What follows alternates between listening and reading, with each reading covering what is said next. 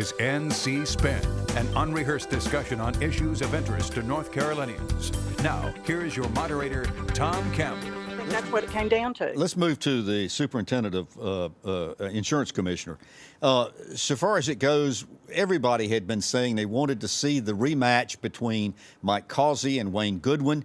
They predicted it was going to be close.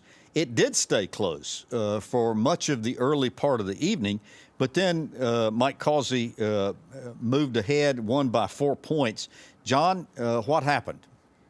It wasn't that different from most of the other council state races. There was some dynamics there, but I would just say very quickly, this is one race, and there are several others, including the Catherine Truitt race, where SEANC, the State Employees Association, did more of a Democrat and Republican endorsement slate. The NCAE endorsed all Democrats. The SEANC turned out to be better at turning out their voters for their chosen candidates, and that included Mike Causey. Interesting.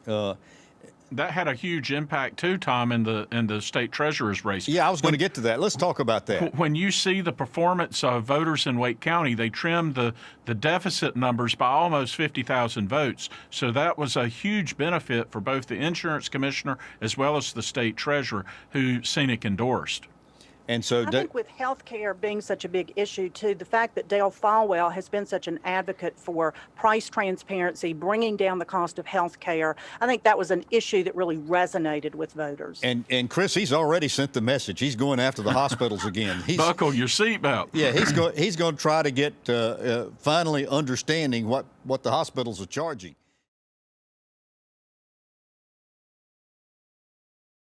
It's Front Row with host Mark Waterman. Let's go to lightning round. Who's up and who's down this week, Mitch? I'm glad he didn't say they were using the hearses to transport people. My up and down are actually two different groups of state employees. My up, the State Employees Association of North Carolina, which often gets involved in elections. This time around, they were very supportive of State Treasurer Dale Falwell because of some of the things he's done on the state health plan. Dale Falwell ended up winning re-election, and among the Council of State races was the third highest vote getter after Steve Troxler, the Ag Commissioner, and Governor Cooper. My down, the North Carolina Association of Educators. They also get involved in races, and their Council of State race of choice was Superintendent of Public Instruction. They backed Jen Mangrum, and she lost to the new Republican Superintendent of Public Instruction, who will be Catherine Truitt.